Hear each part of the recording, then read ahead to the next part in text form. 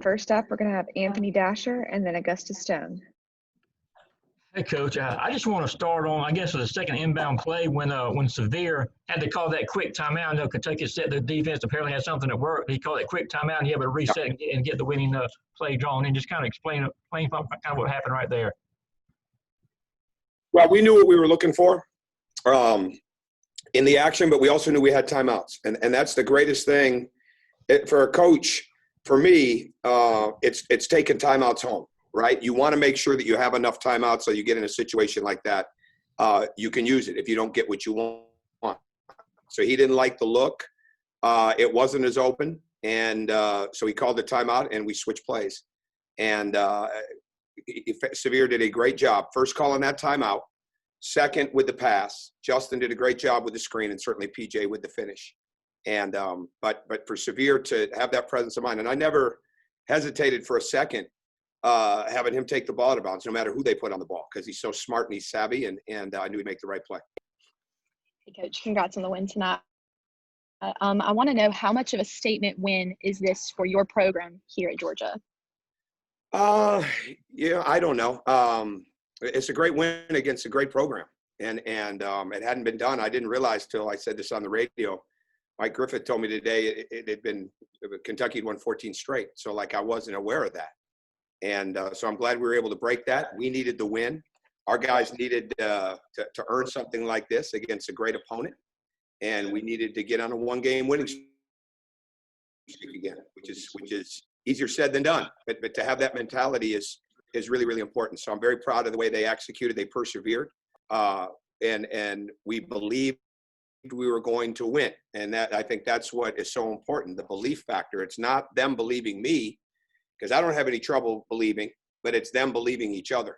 And I think that's what we had tonight, and that's what we had against Ole Miss, and that's really helped us, and that's part of our growth process. Okay, let's have Chip Towers and then Mark Weiser.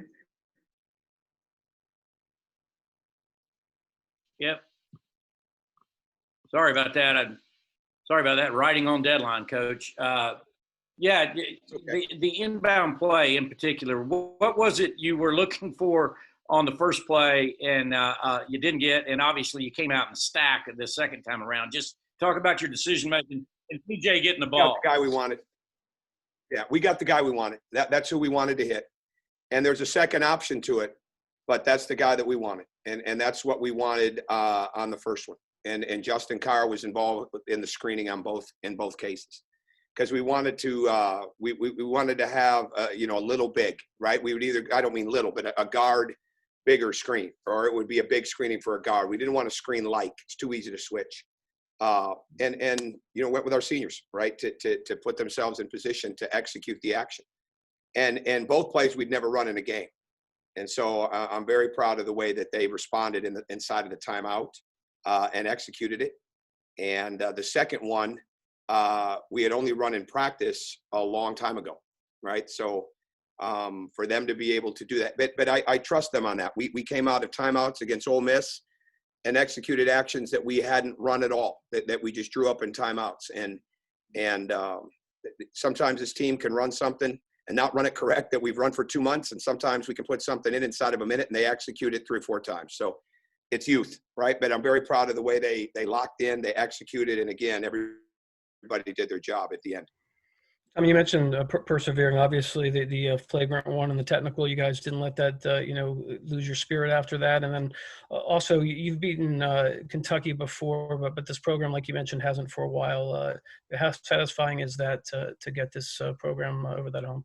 Oh, I think it's great. I think it's a, when you beat Kentucky and it hasn't been done, it's a benchmark. I mean, there's no question about it. I mean, there's premier programmers there is in the country.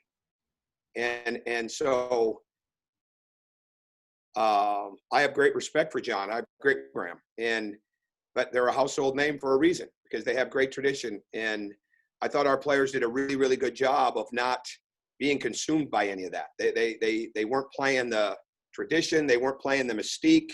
They weren't playing the jersey. They were playing 5-on-5 against Kentucky's players, and they executed. And I think one of the biggest things is how we defended the three. And for them to go 1 of 13 inside of the game, knowing that Dante Allen was 15 of 30 coming into the game in the league, and really Mintz and ask you a little bit, but Allen, for sure, with the 3-point shooting was a real key and one of the biggest things for us. And I think for us if Keon Brooks hadn't taken a 3 or made a 3 yet this year until tonight. But I think those are the kind of things that I'm more proud of than just winning the game against Kentucky. It's the way we did it. And it is the perseverance. It's the defense. It's getting, 37 deflections, getting 10 steals, Justin getting 5 of them. It's persevering when it could have gone the other way. And those guys believing in each other. That's what we had to have. Let's have Mike Griffith and then Ryan.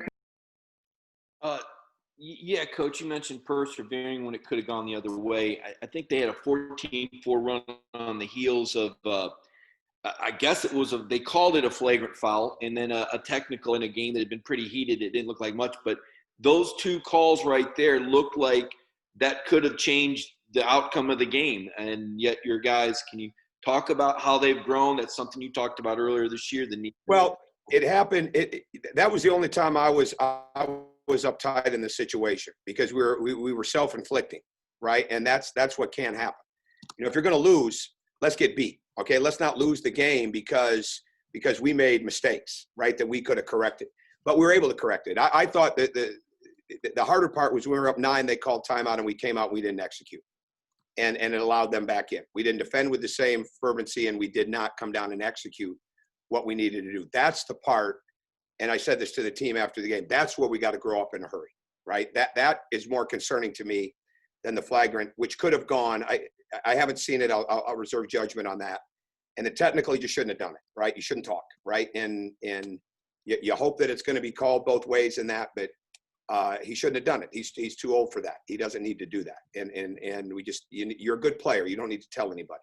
That's kind of how I feel with those type of situations. But I'm way more concerned about the fact that we let that lead go at 9 when we should have really stepped on the gas. And that's what we've got to learn how to do. And it's still a young season in so many respects of that, but we got to figure that out because what we were doing was working. And now there's no need to stop or to let the ball stick or to settle or to not keep the ball moving because you can't beat them if you let them stay in their standard defense and let the bigs just control the paint. You can't beat them, all right? And it's hard for us to beat anybody like that.